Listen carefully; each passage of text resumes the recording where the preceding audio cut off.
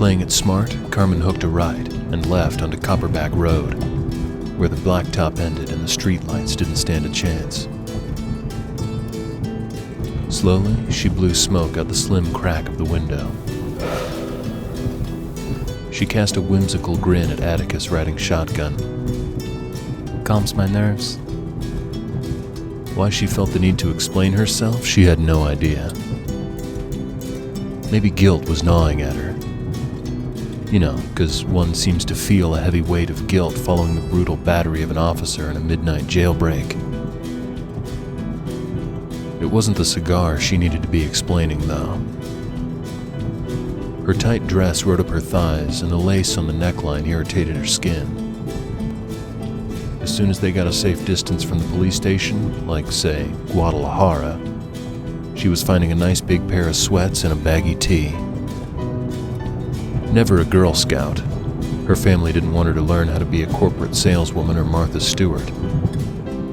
But always prepared. Carmen's trunk full of all-occasion clothing doubled as a mobile wardrobe, because she never knew where she'd be crashing from night to night. And a girl had to be ready to morph from elegant beauty to rugged practicality quick as rye. Atticus hadn't said a word since they'd left the BPD. Currently, he stared at Bastian with bemusement. Atticus? Meet Bastian. Bastian, meet Atticus. A doll? She pinched one of Bastian's colorful clown-like shoes and forced him to look at her. Don't get your limbs into splinters. He didn't mean it. Atticus isn't from around here. Does a soul inhabit the marionette? Carmen tapped the cigar on the rim of the open window. Oh yeah. Strange. I do not sense any arcane or sentient aura. But in the arcane I do not excel. Modesty doesn't suit you. If not in the arcane, where do you excel? Did she say something wrong? Maybe the gravity of the day's events had begun to take their toll on him as much as they had on her. Atticus turned from the window and looked at her. I cannot achieve victory without Shane's help. Atticus spoke the sentiment as if the idea of needing help pained him. Typical man, arrogant to no end, always donning shit-stained blinders of foolhardy thoughtfulness. A total byproduct of having their heads shoved up their own asses too often. This, Carmen thought wryly to herself, if gone untreated for too long, could develop into a major clinical case of full-fledged assholeitis, and require jaws of life to have the male's upper body forcefully pried out of their own ass.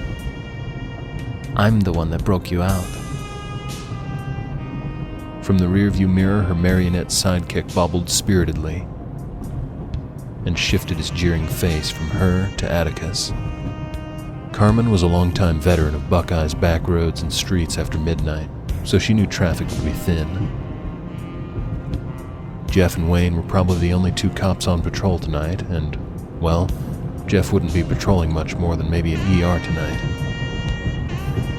He was hopefully still incapacitated.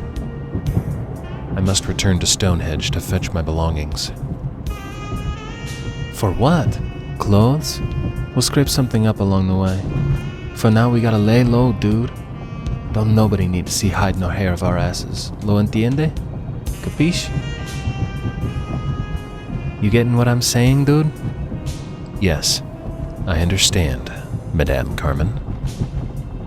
But there was a stewing sense of incompleteness in his tone that kept Carmen holding bated breath. There are items at the inn that cannot be replaced. I will go there, with or without your aid. Goddamn jaws of life. Please, stop the vehicle and allow me to exit. You ain't going nowhere alone. We're partners. Thick as thieves, baby. We'll both go down in a blaze of glory. I am no droogish thief. I am a paladin knight, sworn guardian of the world, and one of the chosen twin warriors, and champion of... How did you manage to get that melon head of yours inside my car? Her focus on the road ahead, Carmen sensed the questioning grimace on his face, the look of forlorn. Fine. 10 minutes. You ain't out, I leave your ass here and jet for the Mexican border on my own. Be sipping tequila and chewing the worm by lunchtime. You would not go without me, Madame Carmen.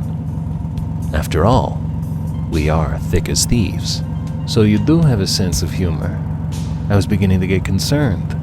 Maybe I could teach you to say hasta la vista. Carmen stabbed the stub of the slim cigar in the cup holder. Just be quick about it.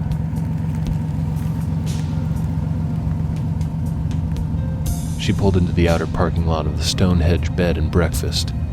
The iron gate surrounding the historical home was closed and most likely locked. I am most grateful. You are surely one of the chosen Elder Kai spoke about. I'll be back. Elder? But Atticus was already out of the car and quietly stalking toward the gate. She watched as he nimbly scaled his way up and over. A moment later, he dropped to the ground on the other side, and thereafter swallowed by the towering shadows cast down from the large historical shellcrete home and the massive monstrosity of the southern live oak.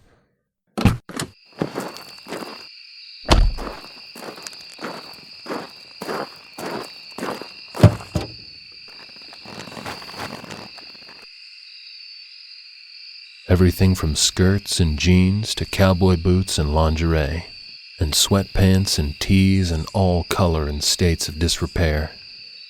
On the side of the road, in the shadow of another, albeit smaller oak tree, she changed clothing.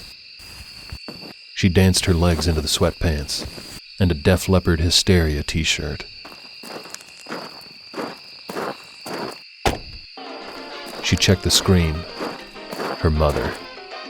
She never called this late, unless there was an emergency. What's wrong, Mama? Serena's run away. Again.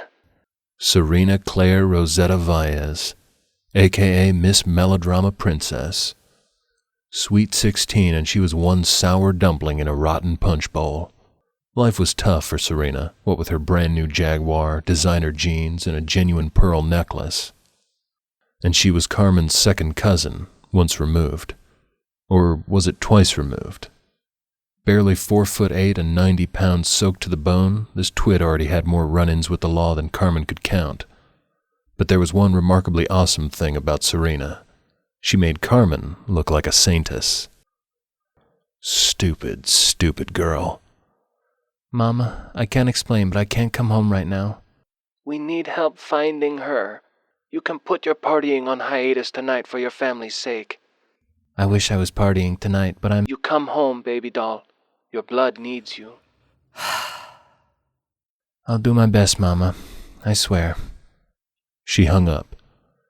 Then she stared at her phone, recalling all those crime shows she'd seen with the cops using cell tower triangulations to track down a perp.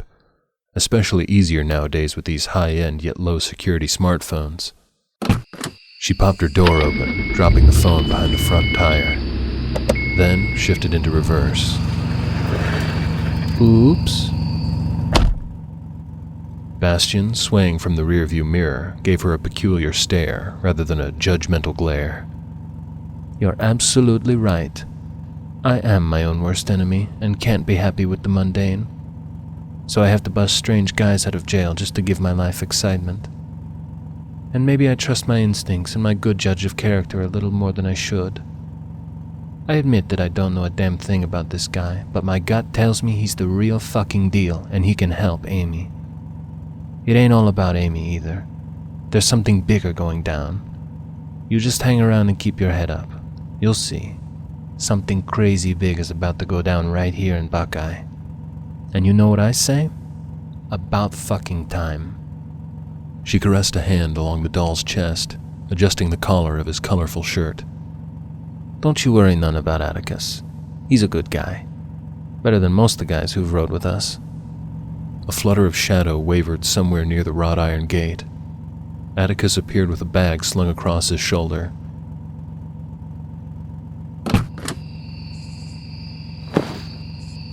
My presence was not detected.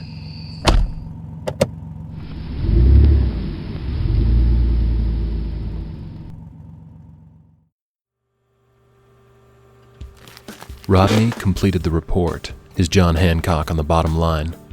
He jotted down the time, 12:35. Sheriff, I think I will have one of those burgers. I can't survive on carrots and yogurt any longer. How's that crow tasting? Leaning over his chair, Rodney crumpled his greasy burger wrapper and aimed for the wastebasket. This is definitely better than crow. For a moment, Rodney hesitated, wrapper still in his hand, almost like he'd forgotten what he was about to do. Son of a goat. He wasn't even 55 yet and already getting senile. The wrapper got tossed and sank into the wire wastebasket. Well, Nancy, I'm gonna go make the final rounds through the cells and a quick run through the station. Make sure everything's all still apple-pied up. As Rodney stood, hands adjusting his belt around his gut, he caught a glimpse of the big clock on the wall. 1:25. Something the matter? No, just getting too old for this shit. Oh, shut up. You sound like that black guy off that movie. Rodney, still staring at the clock, didn't care enough to bother asking her what movie she was talking about. Probably one of them Denzel Jackson Smith fellows. No, what was really eating at him was that missing time. Jeez Louise. He was having one of those missing time episodes that the trailer park dopeheads were always yapping about on Channel 8 News, talking about gray men and probes, saying goofy nonsense like, "And then you know we'll all be done gone and lost 2 hours. Must have been while I was flying around in the saucer ship." Well, that kind of thing just didn't really happen, unless you'd whipped your brain into a fried egg runny side up. Then you'd see a lot of damn weird things. Everything but your own hands. At least that's what Rodney had always believed. But ever since the reports from Roxy had come in, and he'd spent several hours writing out documentation on the incident, the repeated mention of a giant mechanical spider got Rodney to leaning toward a different tune. So much a different tune, in fact, that half of him wanted to drive over to Orange Cherry Trailer Park and re-interview some of the folks who'd made earnest claims of impossible happenings. Things seemed awful quieter than usual in the BPD. Even for a small town, they had paperwork and FAQs to send after hours. No police department was ever this quiet, and Lieutenant Barry Wayne was infamous for watching reruns of ALF and MASH and Three's Company on that late-night oldies program that aired on Channel 8. Deputy Jeff. Good old boy, but he couldn't keep his face away from his fancy smartphone, chitter-chatting more than Kathy on the Faceboard site. Talk about missing time.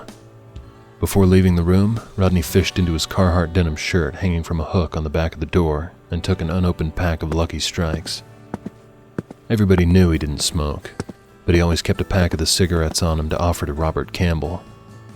The two of them had served in Vietnam together, at Long Binh. Back then, Rodney had been a pack-a-dayer, and he'd always smoked Luckies. He and Robert had spent many a nights in a Saigon bar just burning out their time and drinking too much OB lager, binging away and hoping they were capable of making it back to base. One night, Rodney recalled with fondness, they'd snuck into a local Saigon nightclub's private swimming pool. Days of the past, though. Robert had never recovered from the hell he'd seen over there. Man had never been the same since he stepped back on U.S. soil. Rodney joked with him, saying, "You should have taken your uniform off while on the plane. Them Berkeley turkeys would have never known you were a baby killer." But Robert had never come back, and when his high school sweetheart Nadine, whom he'd been married to for 45 years, died several years ago, Robert's fate was tethered to the bottle for good. Patting his right pocket, he checked to make sure the Zippo was still there. He headed off to the lockup, planning to share a smoke or two with Robert. Weird things happened over in Nam, but the things happening in Buckeye now put those old memories into a more rational perspective. Thinking of weird things in the war. That crazy Cajun, Abe. Or Gunnery Sergeant Bayagula probably had some insights into all this bizarreness. Although, Abraham Fleet Bayagulda didn't register too much higher than the trailer park dopeheads on Rodney's scale of quality. Unlike Robert, Abe had come back to the States with a mentality of what doesn't kill you only makes you crazier. But, Rodney admitted, one had to qualify for a Catch-18 protocol before even getting accepted into the U.S. Marine Corps. I like to kill, just point me in the right direction. Fresher memories, purer memories floated through his mind. A couple years ago, the BPD had hosted the first annual Guns and Hoses boxing/MMA event, which gathered law enforcement members, war veterans, EMTs, and firefighters for an amateur boxing match. Robert and Abe had squared off on day 3 of the event, and to his credit, that crazy Cajun had let Robert win. Rumors were swelling around the town, though, that Abe had taken a dive. The damn thing was supposed to be for charity and local entertainment, but that old fart had found a way to make a profit. Rodney hadn't given Abe much hell about it since Robert shinned for weeks afterwards, but it was the happiest Rodney had seen his old friend in decades. But then some yuppies visiting from Houston had declared the event barbaric and encouraging violence, and it was considered bad for the youth and children. Well, the youth and the children weren't all there, because the most of them were at home in their bedrooms playing on their PlayStations and boxes. He dug the Zippo out of his pants pocket. Robert was slumped against the back wall. Rob? Nadine send me my luckies yet? Rodney noticed that the adjacent cell was empty. Son of a goat. Where is the young man who was in that cell? Don't recall a young man ever being in there. You bring me my luckies?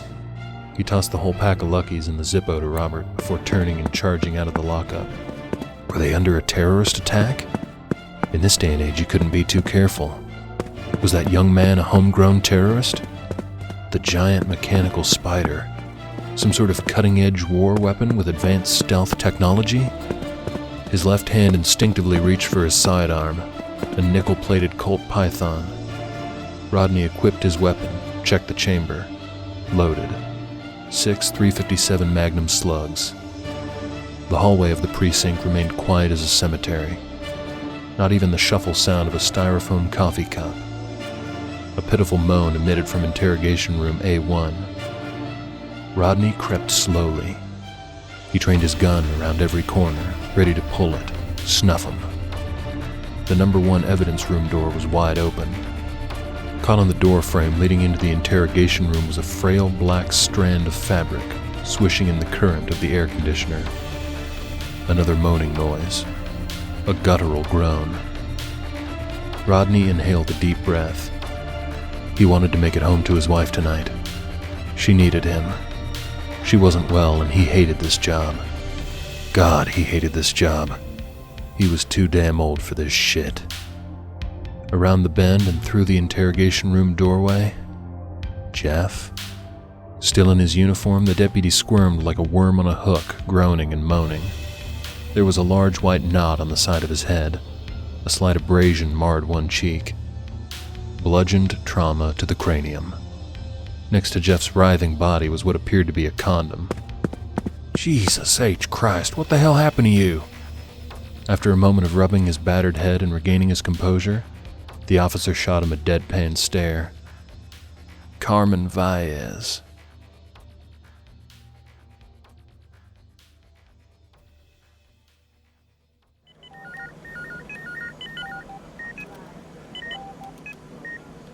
After what felt like 2 lifetimes, but was probably in the neighborhood of 10 minutes, 2 nurses came out of Amy's room. Shane stepped in their path. What the hell happened? The middle-aged nurse gave Shane an empathetic look. She's fine, sweetie. She fingered the sterling silver cross against the nape of her neck. Fits of this kind after a traumatic event are pretty common, the 20-something nurse said. And that's a pretty professional opinion, sweetie? You can go inside now. Dr. Midgard will be doing his rounds shortly. He sidestepped the nurses and opened Amy's door before he glanced back at Roxy. She gave him an approving nod.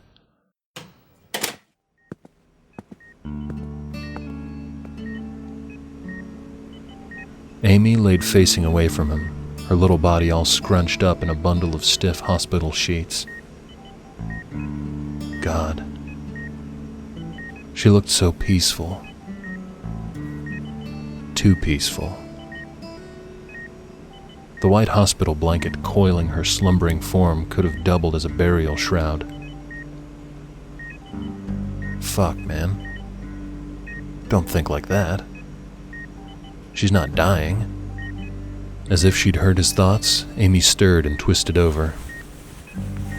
Her eyes blinked away sleep, confusion, delirium, or any array of obstructions, before her crusted lips parted, but then closed tight again. Her wretched expression, full of turmoil, eyes frozen in chaos, haunted Shane right down to the base of his spine. And when she continued to blink, as if she didn't even realize where she was or that he was present, a sharp knife of agony pierced into his gut and ached so deep. She didn't ever smile, and neither did he. Was this even his Amy? Or had whatever happened to her out in the woods robbed him of the girl he once cherished? Thinking back real hard, racking every nook of his brain, Shane couldn't remember ever seeing Amy go this long without a smile crossing her lips, especially when he was in the room. Even when Amy had been living with that douchebag Boone, right before she'd moved in with him and Scooter, she'd never shuffled off that pure and radiantly jovial smile, so potent and deeply contagious that nobody could remain bummed around Amy Ray Wintry. She could bring a dead rose back to blossom with a smile like the one she wears, Shane recalled Roxy saying one time. This all seemed wrong. Beneath her gown, the gem glowed and rhythmically pulsed, like a freaky exposed heart. The jewel acted like a living organism, maybe a parasite. Was it leeching the life right out of her body? But what sort of parasite looks and feels like a precious garnet jewel? The hospital had run tests and confirmed it was organic matter, but that was the extent of their modern medical technology. But organic meant it lived, and if it lived, then it needed food, water, and shelter. For some fucked up reason, this unknown parasite had chosen Amy for its needs. A saggy clear bag dangled on a metal stand with an IV tube running to Amy's arm. Fluids were being pumped into her. But was it her body getting the aid? Or was it the parasitic satanic stone that was drinking it all up? Something definitely had to be nourishing the damn thing for it to stay pulsating and so damn vibrant. Shane reached for the stone. He half expected her to stop him, but she only gawked at him. Hesitantly, he grazed a finger across the crimson surface, snatched his hand away. Shit, it burned. Shane examined his finger, expecting to see a scorch mark or at the very least a redness, but he saw nothing. What happened to you in those woods, baby? Amy looked to the ceiling. You need me to get the nurse?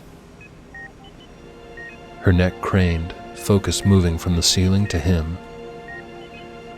Her steely gaze pinned him. You're Shane. Yeah, it's me, baby. It's me. I know. I can smell you. My cologne? Yeah, it's the bottle you gave me months ago. You remember? Aspen.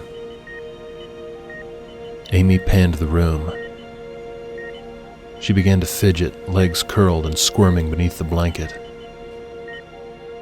I don't like it here, Shane. The way she pronounced his name, so distant and indifferent. Doc says you can leave in the morning. He leaned down and kissed her forehead. Yes, get me the fuck out of this hellhole. Like a hammer to his forehead, Shane recoiled and glared at her. He didn't mean to glare, but he couldn't help it. This This wasn't his Amy. Who the hell is this woman?